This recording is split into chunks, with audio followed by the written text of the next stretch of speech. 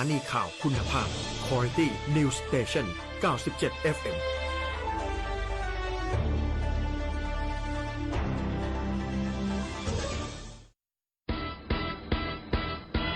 ช่วงนี้ชี้แนะพบกับผมป๋าแหงมที่ 97 QFM Quality News Station สถานีข่าวคุณภาพทุกเช้าวันเสาร์และวันอาทิตย์เวลา 6 โมงเช้าจะมาย่อโลกสีน้ำเงินและย่อโลกสารขันให้รู้ทันเพื่อนๆแล้วพาไปนอกโลกนอกจักรวาลให้เข้าใจปรัชญาและชีวิตฟังโลกสีน้ำเงินกับป๋าแหงมที่นี่ทุกเช้าวันเสาร์และวันอาทิตย์เวลา 6 โมงเช้านะครับเจ้านายปูนปูน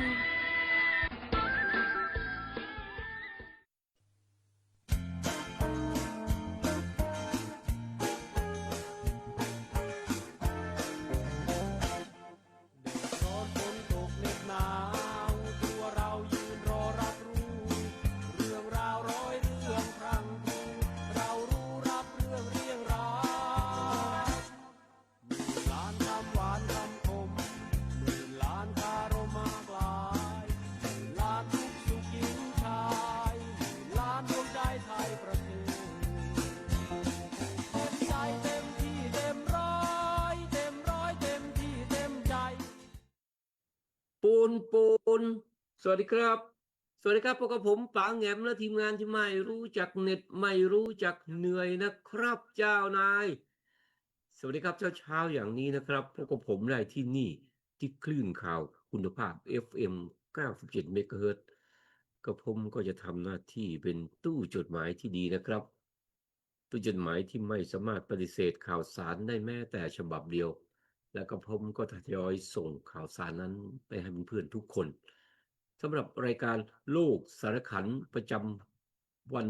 อาทิตย์ที่ 19 ตุลาคม 2568 นี้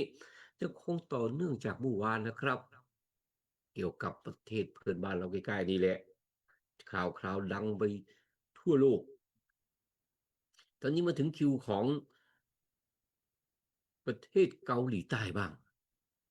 เมื่อวานเป็นคิวของสหราชอาณาจักรและสหรัฐอเมริกาแต่ก่อนอื่นไปดูราคาทองคำก่อนนะครับราคาทองคำแท่งรับซื้อบาทละ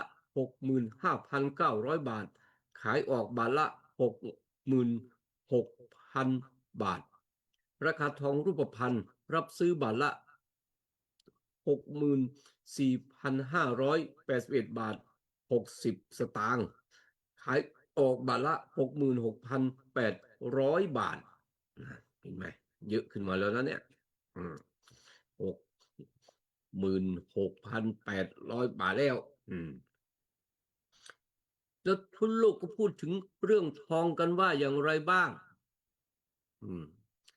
สำหรับแฟนรายการโลกสีน้ำเงินโลกสารขันท่องได้เรียบร้อยแล้วเหมือนจับลูกโป่งป่องเพราะนั้นป่องเพราะนี้ใช่ไหมราคาทองขึ้นราคาดอลลาร์ก็ต้องลดโดยไม่ต้องบอกเลยนะไม่ต้องบอกเลยราคาน้ำมันดิบลดเห็นไหมดูแต่ตอนนี้ด้วยวัตถุประสงค์อะไรนับจากซีรีส์นี้เป็นต้นไปซีรีส์ของน้ำมันเคยออกไปแล้วไปบอกเพื่อนแล้วเมื่อวานเจอเพื่อนก็แฟนรายการโลกสีน้ำเงินและโลกสารคันบอกว่างั้นผมช่วยแชร์หนูช่วยแชร์หนูฟังอยู่นะเล่นเอาไปออกTikTokอีกก็ยินดีที่จะเผยแพร่ข่าวสารข้อมูลอย่างตรงไปตรงมาเพราะข้อมูลดิบๆนี่แหละใส่ไปเรื่อยๆเดี๋ยวเพื่อนๆเขาคิดออกวิเคราะห์ได้เองแหมเห็นไหมล่ะนักวิเคราะห์วิจารณ์ต่างๆก็ต้องมีข้อมูลทั้งนั้นแหละมีข้อมูลว่ายังไงนักลงทุนทั่วโลกได้แห่ซื้อทองคำในฐานะสินทรัพย์ปลอดภัยเพื่อต้องการเก็งกำไรแต่ตอนนี้เกิดความไม่มั่นใจต่อเสถียรภาพของเศรษฐกิจโลกก็เริ่มชัดเจนขึ้นทุกวันการลงทุนพุ่งสูงขึ้นสะท้อนสินทรัพย์ปลอดภัยคือตัวนี้แหละนี่มากขึ้นใช่ไหมเงินดอลลาร์ถ้าอยากจะรู้ว่ามันลดยังไงไปแลกแบงก์ดอลลาร์มาสัก100 บาทติดเงินไป 3,000 100-200 บาทไปแลกแล้วก็จะรู้ว่าแล้วอีกเดือนหนึ่งไปแลกกลับคืนมามันจะได้เงิน3,000 บาทไหมนี่อ่ะเงินค่าเงินมันลดลงอย่างไรในขณะที่ถ้าเพื่อนเอาเงินไปซื้อทอง3,000 บาทแถวขายนะ3,000 บาทแล้วอีกเดือนหนึ่งไปขายกลับคืนไปจะเป็นอย่างไรนั่นแหละพิสูจน์ง่ายๆนี่แหละพิสูจน์จากหนึ่งอ่10 ดอลลาร์นี่แหละก็เซ็ตข่าวจีนอาจจะตอบโต้ลดการพึ่งพาดอลลาร์สหรัฐซึ่งกระตุ้นให้นักลงทุนแห่ซื้อทองคำเพื่อป้องกันความเสี่ยงนะราคาทองคำมีปัจจัยอยู่2 อย่างก็คือ1สงครามการค้าระหว่างสหรัฐและจีนที่มีความเสี่ยงจะบานปลายกระทบเศรษฐกิจในวงกว้าง2วิกฤต government shutdown ในสหรัฐที่ดำเนินติดต่อกันมาเป็นเวลา17 วันแล้วเห็นไหมไม่จ่ายงบประมาณก็เป็นวันที่17แล้วจะส่งผลกระทบต่อเศรษฐกิจของสหรัฐถึงประมาณ 1.5 หมื่นล้านดอลลาร์สหรัฐต่อสัปดาห์ทำให้นักลงทุนรายใหญ่ไม่ว่าจะเป็นกองทุน ETF หรือว่า Exchange Trade Funds และธนาคารกลางของประเทศต่างๆก็เร่งถือทองคำเพื่อเป็นหลักประกันความมั่นคงท่ามกลางความเสี่ยงที่คาดเดาได้ยากซึ่งบอกว่ายังไงความเสี่ยงนี้เป็นมีความเสี่ยงอะไรบ้างหนึ่งก็คือหากสงครามการค้าทวีความรุนแรงจนจุดเศรษฐกิจโลกเข้าสู่ภาวะถดถอยนะ2ประกอบความเชื่อถือของสกุลเงินดอลลาร์สหรัฐปัจจุบันที่ลดลงอย่างต่อเนื่อง3หากหนี้สินของสหรัฐเดินมาถึงจุดที่ไม่สามารถกู้ยืมต่อไปได้ก็อาจเป็นชนวนของวิกฤตที่รุนแรง4อาจนำไปสู่การเปลี่ยนแปลงบริบทระบบการเงินครั้งใหญ่หลังจากที่เงินดอลลาร์เป็นสกุลเงินหลักมันนานกว่า90 ปีตั้งแต่หลังสงครามโลกครั้งที่2เป็นยังไงช่วงสงครามโลกครั้งที่2นั่นแหละเนี่ยที่ทุกอย่างมันจะเริ่มอีก5 ปี10 ปีจะเริ่มเป็นคำว่า100ขึ้นแล้วนะต่อไปนี้นะอันนี้แหละที่ผมเคยเล่าให้ฟังส่วนโรเบิร์ตจิโกกากิผู้แต่งหนังสือพ่อสอนพ่อรวยสอนลูกบอกว่าเนื่องจากตลาดและกองทุนสำรองเลี้ยงชีพล่มสลายทองคำเงินและอีเธอเรียมจะเป็นตัวเลือกที่ดีที่สุดในตอนนี้เพราะสิ่งเหล่านี้มีมูลค่าและถูกนำมาใช้ในโลกแห่งความเป็นจริงเตือนไว้ว่าโลกแห่งความเป็นจริงเราต้องใช้เงินใช้ทองใช่ไหมฉะนั้นมันก็เลยต้องสะสมเพื่อนได้ฟังข่าวนี้แล้วก็ขี่ม้าตามไปเรื่อยๆว่าราคาทองไปแต่ไม่ต้องตื่นทองขนาดจะต้องเป็นขุนชงแมคแคนนาไม่ต้องขนาดนั้นเพราะชีวิตจริงเรายังใช้เงินอยู่ยังชีวิตจริงยังใช้เงินอยู่แบ่งการลงทุนไปครึ่งไม่งั้นจะลำบากในตอนหลังเข้าใจตามนี้นะไม่ใช่ไปทุ่มซะหมดเลยก็จะลำบากในอนาคตนะครับเพื่อนมีทองอยู่ไว้เห็นเมื่อวานก่อนบอกว่าท่านมีทองแต่แต่งงานขนาดนั้นขนาดนี้จะขายทองแล้วคิดดีๆนะครับอาจจะแต่งงานตอนนั้นราคา10,000ตอนนี้ราคา60,000แล้วอยากจะขายอะไรอย่างเงี้ยแต่สุดท้ายแล้วจะซื้อกลับมาคืนได้ไหมอัตราแลกเปลี่ยนมันก็งงเหงจะทำเหมือนและจะเดินทางไปซื้อทองที่ฮ่องกงและไต้หวันมาขายหรือไม่เห็นไหมไต้หวันฮ่องกงเขาก็ราคาทองเขาก็อะไรก็มีการซื้อขายเยอะนะครับผมเล่าให้ฟังแต่สัปดาห์ที่แล้วนะครับว่าปริมาณการต้องการทองของลูกค้าของสองพื้นที่ต่างกันบางพื้นที่ก็ต้องการที่จะขายเงินเพื่อเอาเงินมาแลกเปลี่ยนเป็นเงินนะบางพื้นที่ต้องการที่จะซื้อแต่นักธุรกิจทองรูปพรรณบอกว่าถ้าจะไปซื้อทองจากที่นู่นแล้วเอามาขายที่ประเทศไทยนั้นนะจะต้องไปซื้อทองที่มีร้านที่เชื่อถือได้ เข้าใจไหมคำว่าเชื่อถือได้นี่ไม่ใช่เอาทองจากนู่นมาจะเป็นทองปลอมพูดง่ายๆตรงๆไปตรงมาอย่างนี้แหละถ้าไปซื้อทองฮ่องกงทองไต้หวันมาเป็นทองปลอมโดยซื้อในราคาเต็มนะครับทองปลอมคืออะไรซื้อในราคาเต็มแต่ยังเป็นทองปลอมเอามาขายเยาวราชแล้วขายไม่ได้ราคาคุณจะเสียใจไหมว่าจะเอาเงินเอาทองมาแลกกลับกลายเป็นว่าศูนย์ไปหมดเลยฉะนั้นบอกเพื่อนไว้เพราะ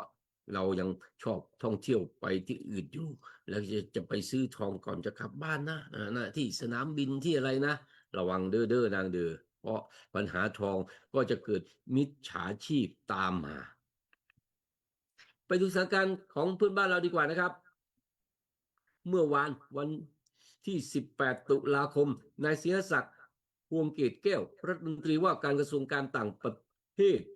เปิดเผยผลการประชุม4ฝ่ายซึ่งประกอบด้วยสหรัฐอเมริกาไทยกัมพูชาและมาเลเซียระหว่างที่นายศิรศักดิ์เยือนประเทศมาเลเซียเมื่อวันที่17ตุลาคมในลักษณะของ working visit ตามคำเชิญของรัฐมนตรีต่างประเทศมาเลเซียในฐานะของประธานอาเซียน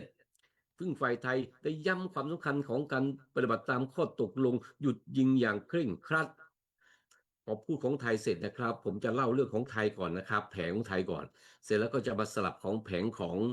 ของกัมพูชานะครับดูซิว่าไปประชุมเหมือนกันแล้วออกมาจะพูดเหมือนกันไหมนี่แหละเขาเรียกว่าทฤษฎีตดที่ผมพูดนี่แหละเออพูดคุยเรื่องเดียวกันแต่มันทำไมมันไม่เหมือนกันนะบอกว่ายังไงฝ่ายไทยเน้นย้ำความสำคัญในประเด็นการถอนอาวุธหนักออกจากพื้นที่ชายแดนการร่วมกันเก็บกู้ทุนระเบิดการปราบปรามอาชญากรรมข้ามชาติและความร่วมมือในการบริหารจัดการพื้นที่บริเวณชายแดนนะฮะเรียกร้องว่ายังไงเรียกร้องว่าหารือกันอย่างจริงจังเป็นเวลานานจนดึกดื่นเพื่ออะไรเพื่อจะร่างคำประกาศความสัมพันธ์ไทยกัมพูชาเตรียมเอาไว้ในวันที่26ถึง28นี้ใช่ไหมจะมีการประชุมจะมีการประชุมซัมมิตโดยมีประธานาธิบดีโดนัลด์ทรัมป์เข้ามาร่วมประชุมในปลายเดือนนี้ที่มาเลเซียใช่ไหมก็เลยพูดคุยกันเยอะหน่อยโจกตากันเยอะหน่อยล่างพูดหน่อยพูดยังไงก็ให้เกียรติท่านประธานาธิบดีว่าอย่างนั้นเถอะแต่ยังไงก็แล้วแต่นะครับโดยมีการพูดคุยในที่ประชุมแล้วเนี่ยรัฐมนตรีต่างประเทศทั้งสองก็จะร่วมลงนามแต่การลงนามนี่ไม่ใช่ว่าท่านอธิบดีหรือท่านทำมาจับมือนะจับมือเราไปนะจับมือเราไปนะต้องทำตามทุกข้อให้เสร็จก่อนนะเสร็จก่อนนะโดยรัฐมนตรีต่างประเทศอ่าก็จะรับลูกจากรัฐมนตรีกลาโหมทั้งสองประเทศแล้วก็จะร่วมลงนามนะร่วมลงนามส่วนข่าวที่ไทยจะปล่อยตัวนี่แหละที่ข่าวที่มันไม่ค่อยตรงกันเนี่ยข่าวว่าไทยจะปล่อยตัวเฉลยศึก18คนนั้นจะต้องร่วมกันปฏิบัติตาม4ข้อที่ได้พูดคุยกันเสียก่อนเด้อนางเด้อเห็นไหมแถลงมาแล้วก็เดี๋ยวท้ายๆจะรู้ว่ากัมพูชาพูดยังไงในขณะที่กองบัญชาการกองทัพบกพลเอกวินชัยสุวารีโฆษกกองทัพบกบอกว่าคือกองทัพภาคที่1กับภาคที่2เราอยู่ทางภาคตะวันออกเนาะแล้วภาคอีสานเนาะก็ตัวของเขาเนี่ยของกัมพูชาเนี่ยเป็นกองทัพภูมิภาคที่4และ5นะถ้าพูดถึง4 5เนี่ยเป็นของเขาของเราเป็น1 2เข้าใจตามนี้นะบอกว่ายังไงเนี่ยบอกว่ายังไงพลพลตรีวินชัยบอกว่าเชื่อว่าฝ่ายกัมพูชาจะเริ่มตระหนักว่าการเพิกเฉยหรือไม่จริงจังต่อการแก้ไขปัญหา4ข้อดังกล่าวไม่เป็นผลดีต่อการดำรงความสัมพันธ์และจะส่งผลกระทบต่อแรงกดดันจากนานาชาติในประเด็นอาชญากรรมข้ามชาติที่กัมพูชากำลังเผชิญอยู่นะเห็นไหมแล้วก็จะต้องเปิดใจและปฏิบัติตามข้อตกลง JBC อย่างจริงจังจะเป็นจุดเริ่มต้นที่สำคัญในการคลี่คลายปัญหาจนถึงขณะนี้ยังไม่อาจเห็นทิศทางของการเปลี่ยนแปลงได้อย่างชัดเจนยังไงก็คือยังเป็นตัวกระดาษอยู่และอีกครั้งหนึ่งที่เคลื่อนไหวอยู่ตลอดสัปดาห์ที่ผ่านมาก็คือคุณอังคณาและคุณสุนัยนะ คุณอังคณาเมื่อวานนี้คุณอังคณาลีละภัยจิตสมาชิกวุฒิสภาและอดีตกรรมาธิการสิทธิมนุษยชนแห่งชาติพร้อมด้วยคุณสุนัยผาสุกนักวิจัยอาวุโสจากองค์การ Human Rights Watch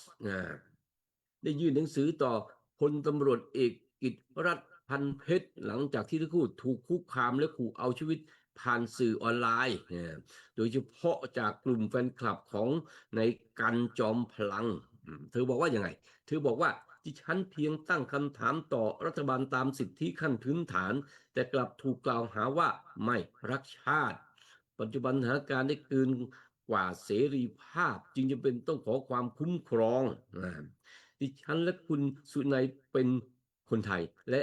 รักชาติไม่ต่างจากใครสิ่งที่ทำก็เพื่อประเทศไทยยืนอย่างสง่างามบนเวทีสากลเห็นไหมส่วนคุณสุนัยผาสุกบอกว่ายังไงยืนยันว่าทุกการวิพากษ์วิจารณ์ตั้งอยู่บนหลักฐานและข้อมูลไม่ใช่ความรู้สึกส่วนตัวกลายเป็นว่ายังไงกลายเป็นเหตุให้ถูกล่าแม่มดทำไมถึงปล่อยให้เกิดการข่มขู่รุนแรงเช่นนี้โดยไม่ดำเนินการและยังบอกว่าถ้าทุกคนถูกข่มขู่ก็พร้อมที่จะไปร้องเรียนให้ไปแม่ดูสึกเหมือนพูดพูดเหมือนดูดีพูดดูดีมากว่านี่นะก็เหตุการณ์ก็คือไปว่าไปว่าทหารไทยมั่งแล้วไปว่าเกี่ยวกับเรื่องเสียงผีมั่งก่อความรบกวนตรงนั้นมั่งซึ่งก็ถูกตอบโต้มาแล้วนะครับซึ่งก็ถูกตอบโต้มาฝ่ายสิทธิมนุษยชนอื่นแล้วนะครับให้ความคิดเห็นย้อนแย้งกับคุณอังคณากับคุณสุนัยเรียบร้อยแล้วนะครับก็ลองคอยดูต่อไปว่าผลงานจะเป็นยังไงแต่ตอนนี้เรียกร้องขอความคุ้มครองชีวิตเพราะถูกคุกคามชีวิตเพื่อนๆถ้าอยากจะรู้ว่าการทำงานปฏิบัติหน้าที่ของคุณอังคณานีละภัยจิตเป็นอย่างไรตอนในสมัยที่ยังทำงานอยู่ที่สำนักงานคณะกรรมการสิทธิมนุษยชนแห่งชาติถ้ามีเพื่อนฝูงที่ทำงานอยู่ที่สำนักงานคณะกรรมการสิทธิมนุษยชนแห่งชาติลองเรียบเคียงถามดูก็จะรู้ว่าคุณอังคณานีละภัยจิตสมาชิกวุฒิสภาอดีตกรรมการสิทธิมนุษยชนเนี่ยมีวิธีการทำงานอย่างไรมีผลงานอย่างไรก็จะรู้เองว่าเป็นอย่างไรผมไม่สามารถจะมาพูดตรงนี้ได้เพราะไม่อยากจะตอบโต้กับใครใดๆทั้งสิ้นเก็บไว้ในใจปูนอ้าวมาดูของฝ่ายกัมพูชาบ้างคุณประลักษณ์สุคนรองนายกรัฐมนตรีและรัฐมนตรีว่าการกระทรวงการต่างประเทศและความร่วมมือระหว่างประเทศของกัมพูชาบอกว่านี่แหละที่ได้ไปร่วมประชุมกันที่กรุงกัวลาลัมเปอร์ประเทศมาเลเซียนี่แหละนายประลักษณ์บอกว่ายังไงคาดว่าจะลงนามในข้อตกลงสันติภาพระหว่างกันในช่วงการประชุมสุดยอดอาเซียนในวันที่26ถึงวันที่28ตุลาคมนี้ที่มาเลเซียซึ่งประธานาธิบดีโดนัลด์ทรัมป์แห่งสหรัฐอเมริกาจะเป็นผู้กำกับดูแลเพื่อฟื้นฟูความสัมพันธ์อันเป็นปกติระหว่างประชาชนกัมพูชาส่วน4ประเด็นนั่นแหละบอกว่ายังไงย้ำว่าจะมุ่งเน้นไปที่การที่ทั้งสองประเทศปฏิบัติตามข้อตกลงหยุดยิงอย่างเคร่งครัดและเคารพอธิปไตยบูรณภาพแห่งดินแดนและเอกราชของกันและกันควบคู่ไปกับการฟื้นฟูความไว้วางใจซึ่งกันและกันจะสนับสนุนความพยายามร่วมกันปราบปรามอาชญากรรมข้ามชาติรวมถึงการหลอกลวงทางออนไลน์รวมถึงการกำจัดทุ่นระเบิดและถอนอาวุธหนักตามแนวชายแดนนายประลักษณ์นี่แหละที่บอกว่านี่ประชุมห้องเดียวกันเราเนี่ยรวมไปถึงข้อตกลงสันติภาพนี้รวมถึงการปล่อยตัวทหารกัมพูชาทั้ง18นายที่ถูกทหารไทยจับตัวเป็นเฉลยตามข้อตกลงหยุดยิง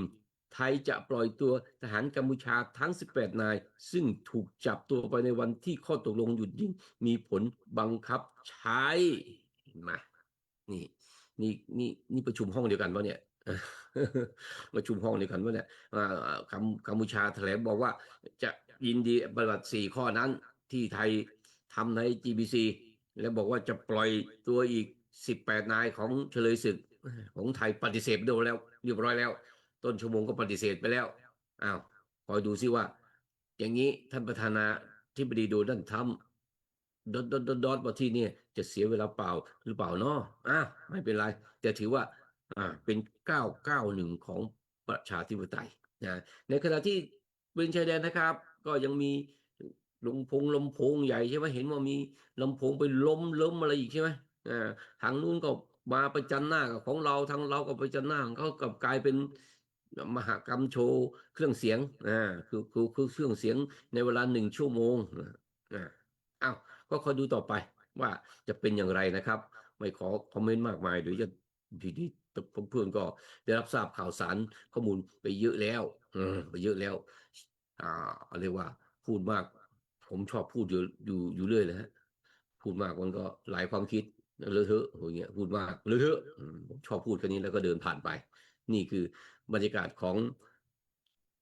องการประชุมเพื่อแก้ไขปัญหาส่วนการที่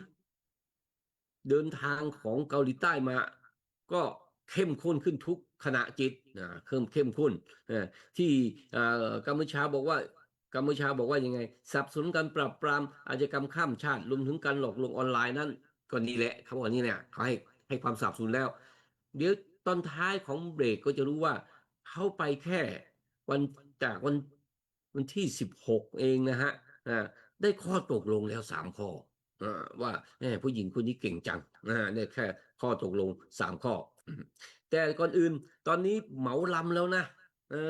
พลเมืองทั้ง64คนที่ถูกควบคุมตัวในกัมพูชากลับประเทศไปเรียบร้อยแล้วสำนักข่าว AFP บอกว่า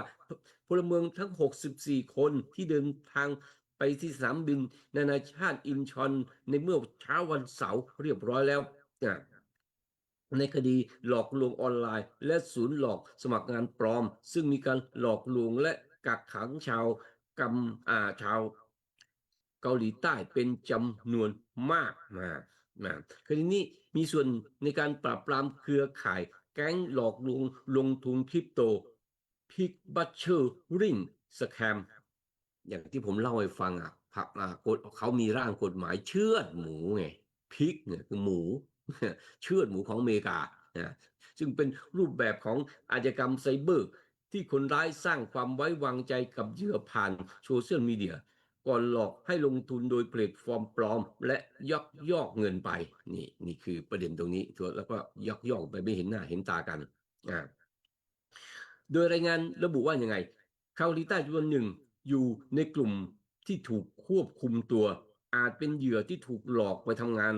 มีเป็น2 กลุ่มคือโดยไม่สมัครใจบางส่วนก็เป็นกลุ่มของโดยสมัครใจเพื่อแลกกับค่าตอบแทนสูงที่ปรึกษาฝ่ายความมั่นคงแห่งชาติของเกาหลีใต้นายบีซองแลกบอกว่ายังไงมีชาวเกาหลีใต้ประมาณ 1,000 คนจากจำนวนรวมประมาณ 200,000 คนที่ทำงานอยู่ในเครือข่ายหลอกลวงออนไลน์ในกัมพูชาซึ่งส่วนหนึ่งถูกบังคับให้ทำงานด้วยการขู่ทำร้ายหรือกักกันขณะที่นายทักษ์โซคักโฆษกกระทรวงมหาดไทยของกัมพูชาบอกว่าการส่งตัวให้กับผู้ต้องหากับประเทศครั้งนี้เป็นผลจากความร่วมมือที่ดีระหว่างกัมพูชาและเกาหลีใต้ในการปราบปรามกระบวนการหลอกลวงออนไลน์ซึ่งผู้เชี่ยวชาญด้านอาชญากรรมไซเบอร์บอกว่าอุตสาหกรรมการหลอกลวงออนไลน์ในกัมพูชาเติบโตอย่างรวดเร็วในช่วงไม่กี่ปีที่ผ่านมากลายเป็นเครือข่ายมูลค่าหลายพันล้านดอลลาร์ที่มีทั้งแรงงานต่างชาติและคนท้องถิ่นเข้ามาเกี่ยวข้องโดยการยึดพาสปอร์ตบังคับให้การหลอกลวงเหยื่อออนไลน์และหลอกลงทุนคริปโตมี call center ข้ามชาติและเว็บพนันออนไลน์เถื่อนนี่คือบรรยากาศเดี๋ยวเรากลับไปที่กรุงพนมเปญอีกครั้งหนึ่งนะครับพักเบรกสักครู่ไปดูการปฏิบัติงานของคนเก่งรัฐมนตรีช่วยว่าการกระทรวงการต่างประเทศคนที่2แป๊บเดียวกลับมาครับเป็นผู้หญิงซะด้วยเดี๋ยวครับ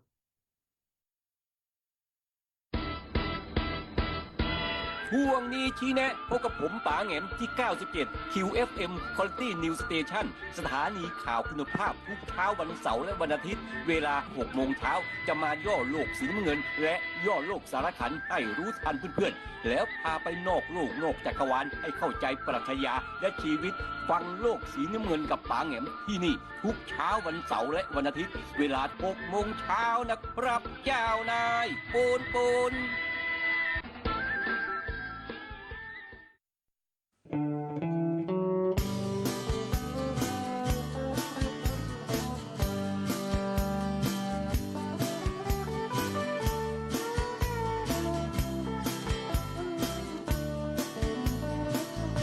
รั้งหนึ่งนานมามีองค์เทพารักษาป่าไม้ฝูงสัตว์น้อ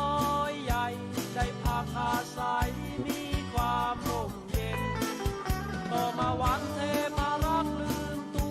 วลงไปมั่วกับคนตัดฟืนมอบขวานทองและขวานเงินให้คนตัดฟืนได้ตัดไม้ต่อไป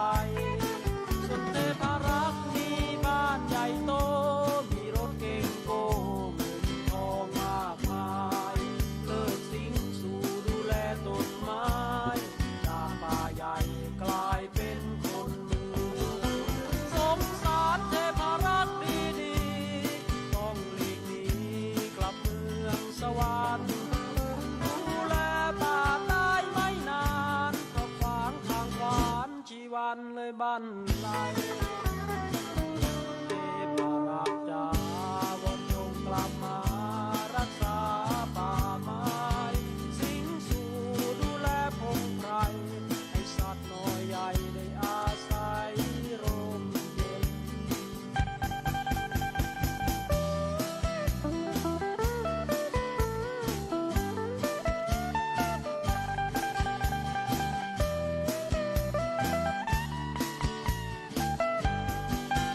สงสารเทพารักษ์ดีๆต้องหลีกหนีกลับเมืองสวรรค์ดูแลป่าได้ไม่นานถ้าขวางทางขวานชีวันเลยบันไลเทพารักษ์จ๋าวนจงกลับมารักษาป่าไม้สิงสู่ดูแลพงไพรให้สัตว์น้อยใหญ่ได้อาศัยร่มเย็นสิงสู่ดูแลพงไพรให้สัตว์น้อยใหญ่ได้อาศัยร่มเย็น ปูนกลับมาทางนี้นะครับแม่ก็ชื่นใจนะครับ ถ้าเทพารักษ์ทำงานเข้มแข็งอย่างนี้ ไม่ว่าจะเป็นเทพารักษ์ของเกาหลีใต้ เทพารักษ์ของกัมพูชา หรือเทพารักษ์ของประเทศไทยนะซึ่งสหรัฐอาณาจักรสหรัฐอเมริกาก็แถลงออกมาแล้วนะครับว่า การทำสีเทาเหล่านี้จะเกิดขึ้นก็ต่อเมื่อผู้นำประเทศอ่อนแอใช่ไหมเขาระบุมาเลยว่ามีเมียนมาสปป.ลาวแล้วก็กัมพูชานะครับแต่ท่านเข้มแข็งพวกนี้ก็จะหายไปส่วนอื่นก็จะเติมเต็มเข้ามา ผมชอบวอร์ดิ้งของประธานาธิบดีเกาหลีใต้ลีจอยฮะให้ท่านประธานาธิบดีเกาหลีใต้นะครับลีจอมยองไปว่ายังไง บอกว่าการปกป้องชีวิตและความปลอดภัยของประชาชนเป็นความรับผิดชอบที่ยิ่งใหญ่ที่สุดของรัฐบาลแม่วอร์ดิ้งจริงๆนี้น่าจะมีที่ผู้นำไทยบ้างนะจะได้เป็นแนวทางนโยบายให้กับผู้ปฏิบัติหน่อยนะเป็นยังไงประธานาธิบดีเกาหลีใต้ลีแจมยองพูดอย่างนี้เลยนะความชอบที่ยิ่งใหญ่ที่สุดของรัฐบาลแม้แต่รัฐบาลของสหรัฐอเมริกาเขาก็ยังเห็นความสำคัญนะครับไม่ว่าจะเป็นการตามหาตามหาศพเนาะที่ถูกฝังดินในที่ไหนก็ไปตามหาแล้วยังไม่พอทรัพย์สินเห็นไหมทรัพย์สินที่ถูกโกงไปก็ยังแม่พูดถึงเรื่องทรัพย์สินก็ไม่น่าจะทำไปได้เขายังตามกลับมาคืน ประเทศไทยก็น่าจะตามกลับมาคืนบ้างเนาะเห็นไหมแม่พูดแล้วเอาฟังข่าวดีกว่าเหตุเกิดเมื่อนักศึกษาชายชื่อปาร์คมินโฮชาวเกาหลีวัย 22 ปีพบเสียชีวิตในกัมพูชาเมื่อวันที่ 8 สิงหาคมที่ผ่านมา โดยร่างไปตั้งอยู่ที่สแกมเมอร์ของที่ตั้งฐานสแกมเมอร์ของกัมพูชานะทำให้เหตุการณ์ดังกล่าวรัฐบาลเกาหลีใต้ก็เดินเกมปั๊บตั้งคณะกรรมการคณะทำงานพิเศษเพื่อติดตามการทำงานของทางกัมพูชาเร่งนำชาวเกาหลีใต้ที่ตกเป็นเหยื่อแก๊งสแกมเมอร์กำหนดให้พื้นที่ในประเทศกัมพูชาเป็นเขตห้ามเดินทางสำหรับชาวเกาหลีใต้ จากนั้นก็วันนางคิมจีนารองรัฐมนตรีว่าการกระทรวงการต่างประเทศลำดับที่ 2ทีมเฉพาะกิจของเกาหลีใต้ก็ลงมาที่นั่นและก็นำตัวกลับประเทศอย่างที่ข่าวเมื่อเบรกที่ผ่านมาเล่าให้ฟังไปดูที่เกิดอะไรขึ้นกับนายปาร์คมินโฮวัย 22 ปีบอกว่ายังไงได้เดินทางมาร่วมนิทรรศการ1 สัปดาห์ที่นี่ปรากฏว่าเป็นยังไงปรากฏว่าครอบครัวของนายปาร์คได้รับสายโทรศัพท์เรียกค่าไถ่เป็นเงินจำนวนถึง50 ล้านวอนหรือ1,100,000 บาทโดยอ้างว่านายปาร์คไปก่อปัญหาขึ้นหลังจากนั้นศพของนายปาร์คก็ถูกพบอยู่ในยานพาหนะในภูเขาโบกอจังหวัดกำปงประเทศกัมพูชาแหล่งที่ตั้งของศูนย์อาชญากรรมและการค้ามนุษย์ซึ่งกระทรวงมหาดไทยของกัมพูชาบอกว่ายังไงเสียชีวิตจากการถูกทรมานอย่างรุนแรงและมีรอยฟกช้ำหลายจุดบนร่างกายแสดงให้ถึงการถูกทำร้ายร่างกายมาอย่างยาวนานพยานที่ถูกควบคุมตัวพร้อมกับที่อยู่ในเหตุการณ์พูดยังไงเคยรู้จักในปาร์คบอกว่าถูกทุบตีอย่างรุนแรงจนเดินหรือหายใจไม่ได้และเขาก็เสียชีวิตในรถยนต์ขณะถูกนำตัวส่งโรงพยาบาล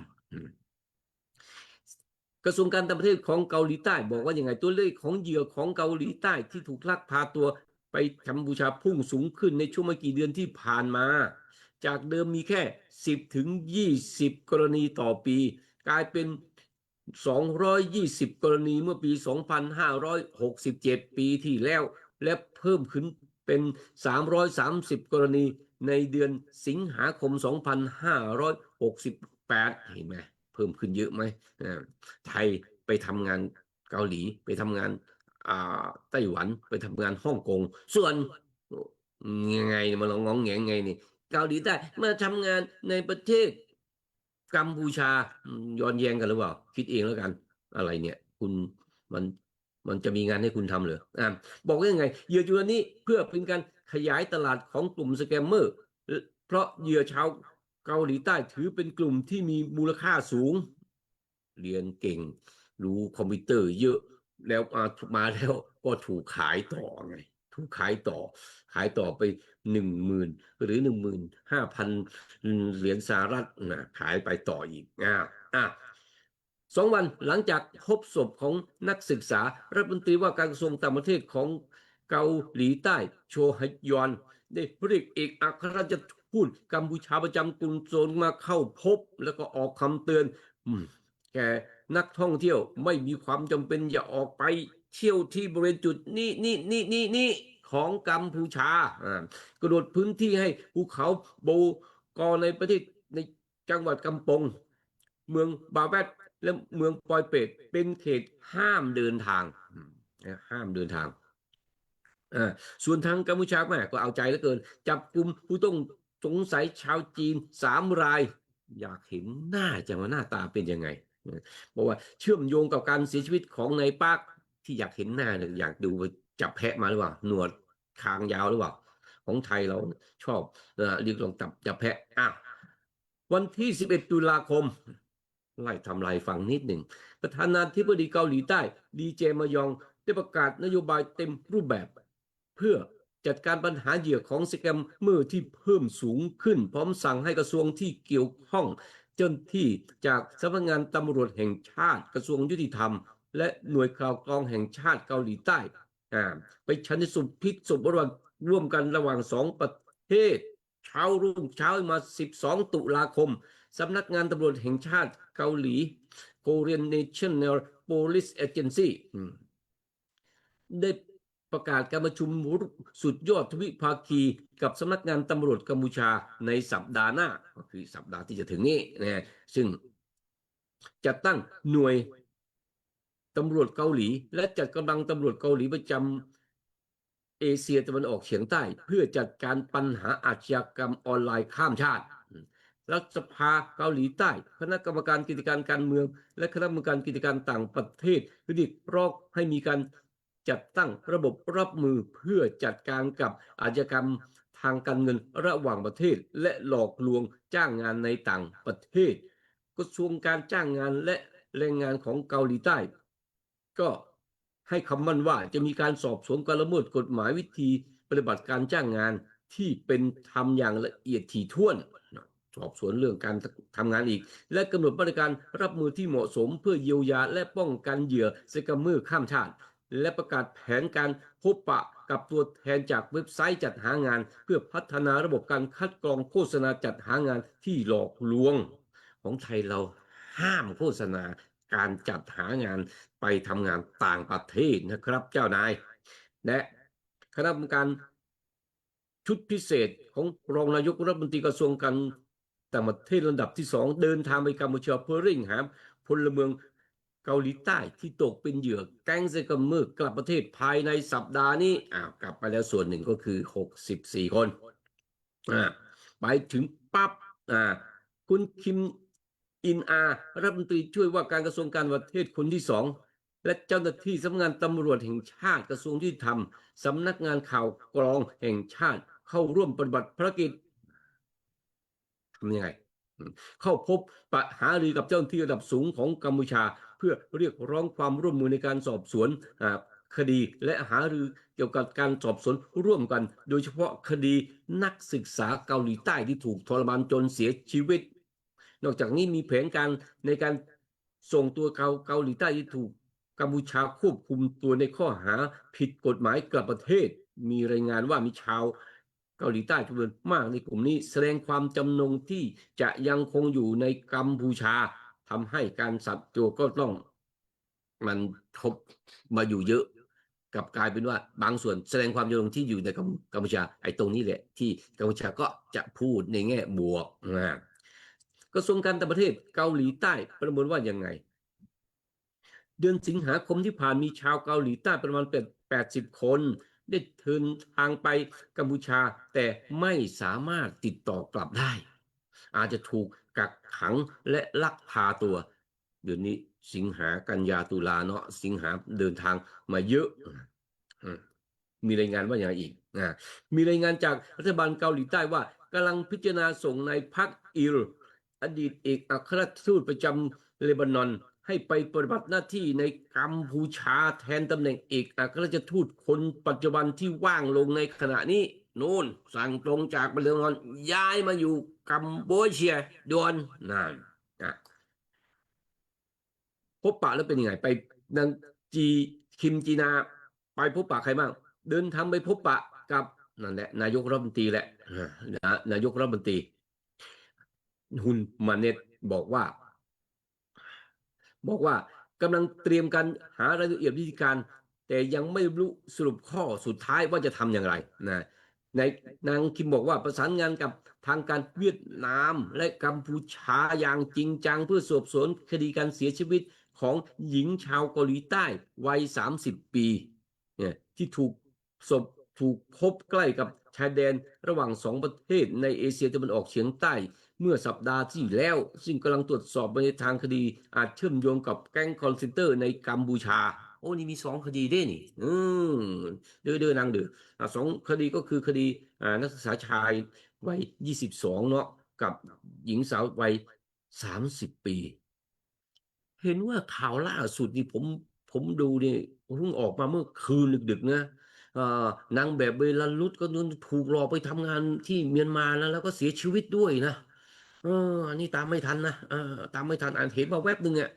งถูกหลอกไปอีกนี่หญิงชาวเกาหลีวัย30 ปีก็ถูกหลอกมาด้วยเหรออ้าว มาดูซิว่าเขาขนไปไม่ใช่เพราะขนเจ้าหน้าที่เขาขนนักข่าวไปด้วยนำนักข่าวไปด้วย สื่อมวลชนเกาหลีใต้ก็ไปทำข่าวไปเจาะข่าวที่นี่อ้าวเจาะข่าวก็จะมาเล่าให้ฟังสื่อเกาหลีใต้ The Korean Times ได้สัมภาษณ์ชาวเกาหลีใต้2 คนที่เดินทางมาทำงานที่นี่คือนายเอกับนายบีนายเออายุ28 ปีนายบีอายุ35 ปีไปทำงานที่จังหวัดศรีหนุวิลทั้งคู่ถูกหลอกทำงานออนไลน์เงินเดือนสูงตนเองถูกหลอกมาอยู่ในแหล่งของการก่ออาชญากรรมสแกมเมอร์ที่เลวร้ายที่สุดแห่งหนึ่งในภูมิภาคเอเชียตะวันออกเฉียงใต้ที่เรียกว่าเหวินฉีจำกันว่าเหวินฉีไว้ชวนไปทำงานเหวินฉีอย่าไปนายเอบอกว่าได้เสนอเงินเดือนสูงถึง8 ถึง 15 ล้านวอนหรือประมาณ5,640 ถึง 1,580 ดอลลาร์สหรัฐพร้อมที่พักและอาหารแต่พอมาถึงกัมพูชาปรากฏว่ามาอยู่ที่เหวินฉีหมายเลข10ค่ายกักกันของแกมเมอร์ที่น่ากลัวที่สุดส่วนนายบีล่ะเท่าไหร่บอกว่ายังไงก็เหมือนกันถูกหลอกลวงมาเหมือนกันในอัตราเดียวกันบอกว่าเขาถูกยกเลิกวีซ่าและหลอกให้ทำงานที่นี่จากนั้นพอจะหลบหนีก็ถูกจับขายไปยังกลุ่มอื่นเป็น 3,000 ดอลลาร์เพิ่มเป็น 5,000 ดอลลาร์และเป็น 8,000 ดอลลาร์เนี่ยภายในอาคารเหวินฉีบอกว่าสิทธิมนุษยชนไม่มีอยู่จริงแหมพูดอย่างนี้คุณอังคณาพูดหน่อยสิอันนี้ก็บอกแล้วนี่คำว่าสิทธิมนุษยชนเนี่ยเรียกร้องให้ทางนู้นหน่อยสิเราถูกปฏิบัติแย่กว่าสุนัขหรือไก่มันเป็นยังไงเนาะมีหมากับไก่คน12 คนต้องใช้เตียงร่วมกันเพียง2 เตียงมีชีวิตอยู่ด้วยอาหารแค่วันละมื้อเดียวจึงเป็นก๋วยเตี๋ยวตอนกลางวันถูกล่ามโซ่ที่ข้อเท้าและถูกใส่กุญแจมือไว้กับเตียงนอนตอนกลางคืนนะดูที่ตอนกลางคืนสถานที่น่าสะพรึงกลัวที่สุดห้องนี้ก็คือห้องทรมานเหยื่อจะถูกช็อตด้วยกระบองไฟฟ้าที่บริเวณต้นขาพวกเขามักจะหมดสติในห้องมืดที่ไม่มีแสงหรืออากาศจนไม่สามารถบอกได้ว่าเมื่อไรคือกลางวันหรือกลางคืนนะถ้าพยายามหนีก็จะถูกทุบตีจนตายต่อหน้าต่อตานายบีบอกว่ายังไงขณะที่คนดูแลขู่ว่าจะเผาศพเราในเตาเผาชี้ให้ดูด้วยชี้ดูด้วยนั่นแหละเตาเผาเนี่ยเจอเตาเผาสุดท้ายเป็นยังไงเขาแล้วออกมาได้ยังไงเขาติดต่อโลกภายนอกโดยการโกหกหลอกลวงซ้ำหลอกลวงใครหลอกลวงรปภที่คุมอยู่บอกว่าอยากโทรศัพท์หาแฟนหน่อยฉลองวันเกิดของเธอแล้วจากนั้นก็ซึกแซกไปปรากฏว่าถึก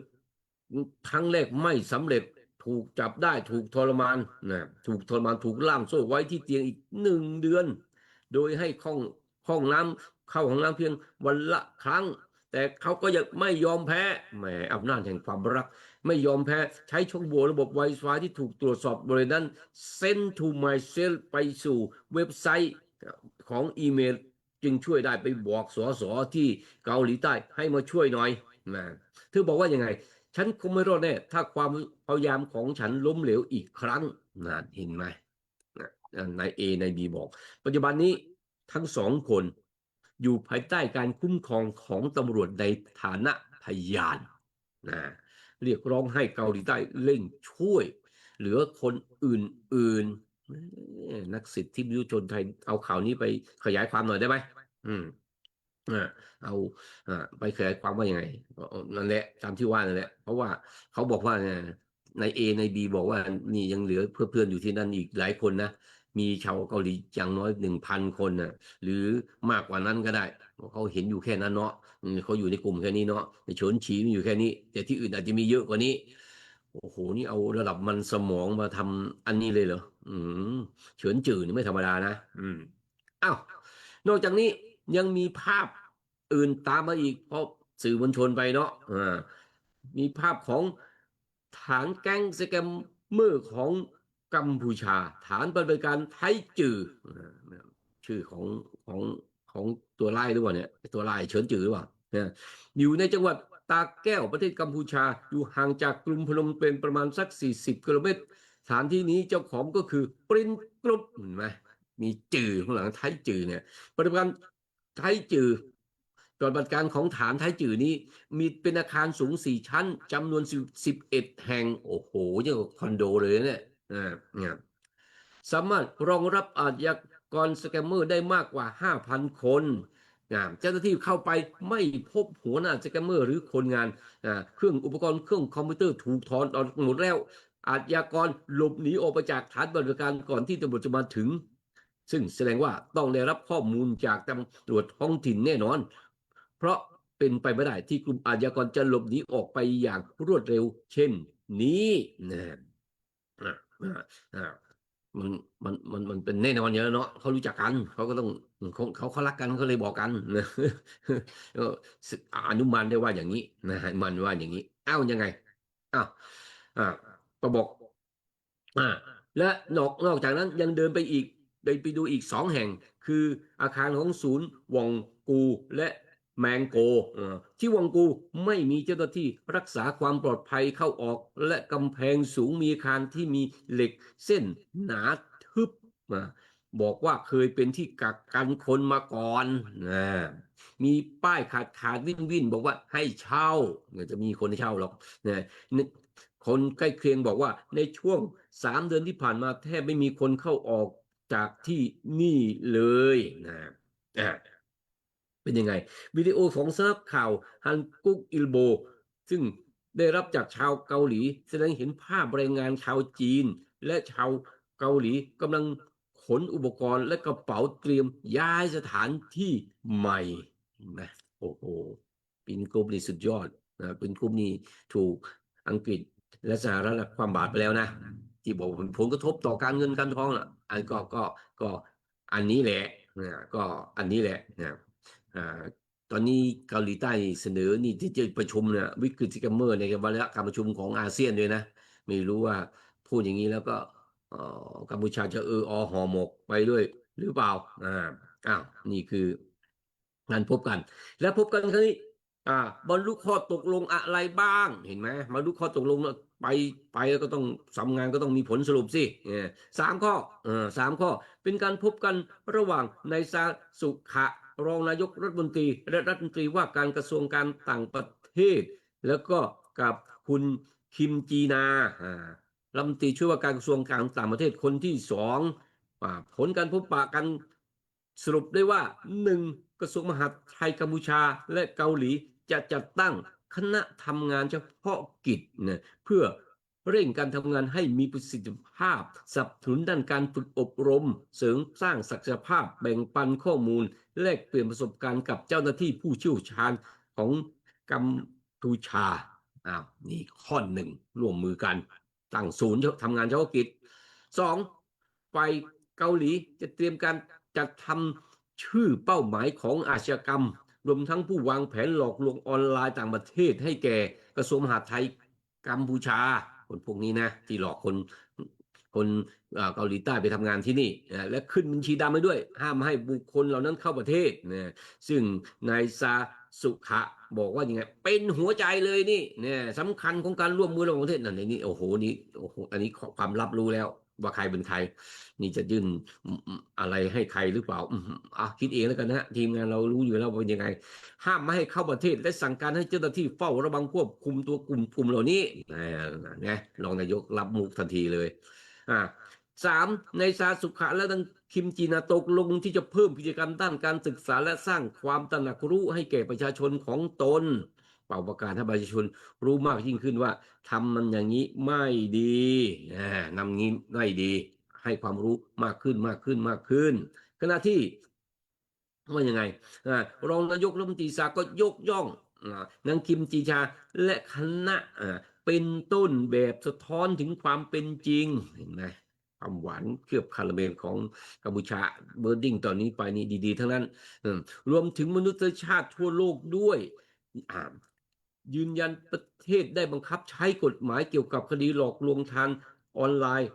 โดยควบคุมตัวอาชญากรและบุคคลที่เกี่ยวข้อง ซึ่งส่วนใหญ่เป็นชาวต่างชาติ ส่งตัวไปยังศาลเพื่อพิจารณาโทษดำเนินการในประเทศ และส่งตัวกลับประเทศบ้านเกิดอย่างต่อเนื่อง และเสริมว่ากัมพูชาได้ให้ความร่วมมือในการให้ข้อมูลเครือข่ายผู้วางแผนและปฏิบัติการฟอกเงินในหลายกรณีแก่ประเทศต่างๆทั้งในและนอกภูมิภาคน่าเสียดายแหวะมาประเทศไทยนิดหนึ่งน่าเสียดายที่บางประเทศและองค์กรระหว่างประเทศเพิกเฉยต่อผลลัพธ์เหล่านี้พยายามกล่าวโทษกัมพูชาเป็นที่ต้นตอของปัญหาอาจเกี่ยวพันกับหน่วยงานของตนเองมาโทษฉันนี่ไงว่าจะเขาอินเทอร์เองมันเป็นต้นทางนะนั่นเห็นไหมรองนายกซามาบอกว่าหวังว่ารัฐมนตรีการต่างประเทศของเกาหลีจะช่วยรายงานข้อมูลที่ถูกต้องแก่ผู้นำสื่อมวลชนและประชาชนชาวเกาหลีเกี่ยวกับสถานการณ์โดยรวมในกัมพูชาโดยอ้างอิงสิ่งที่เธอและคณะได้พบเห็นเข้าใจได้รับข้อมูลระหว่างการเยือนครั้งนี้เห็นไหม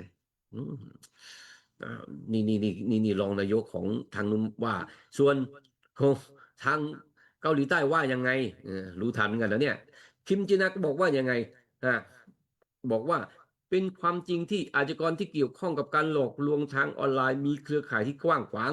และปฏิบัติการจากทุกหนทุกแห่งทำให้ทุกคนเกือบทุกประเทศตกเป็นเหยื่อจึงจำเป็นต้องอาศัยความร่วมมือทวิภาคีระดับโลกเพื่อแก้ไขปัญหานี้เห็นไหมส่วนไทยไม่ต้องห่วงนะครับได้พูดคุยกับท่านประธานาธิบดีเกาหลีใต้ตั้งแต่นู้นวันที่16แล้วเนาะซึ่งโหแล้วโทรศัพท์คุยกันเรียบร้อยนะครับคุณอนุทินชาญวีรกูลนายกรัฐมนตรีและรัฐมนตรีว่าการกระทรวงมหาดไทยได้หารือทางโทรศัพท์กับประธานาธิบดีสหรัฐเกาหลีใต้ในอีแชมยองนู่นคุยกันว่าความสัมพันธ์เราดีนะ2เราเป็นเกาหลีใต้เคยไปสุขสงครามเกาหลีใต้ด้วยกันนะฝากขอบอกขอบใจกันตัวแล้วนะเนี่ยแต่สรุปเพื่อนเขามองเห็นภาพแล้วนะครับว่าความสัมพันธ์ของเรากับกัมพูชาแย่ลงทุกวันนะฮะแต่ความสัมพันธ์ของที่อื่นก็ลองดูซิว่าหากเขาไปทวิภาคีกับประเทศอื่นแล้วจะดีไหมเพราะว่าทวิภาคีกับประเทศไทยมันแห้งแล้งจังตอนนี้เขาไปทวิภาคีกับประเทศอะไรกับประเทศนู่นเกาหลีใต้ใช่ไหมและเขามาทวิไตรภาคีกับสหรัฐกับสหรัฐอเมริกาดูซิว่าจะเป็นยังไงติดตามต่อไปนะครับตลอดสัปดาห์หน้าจะมีการประชุมใหญ่ๆอีกเยอะสวัสดีครับปูน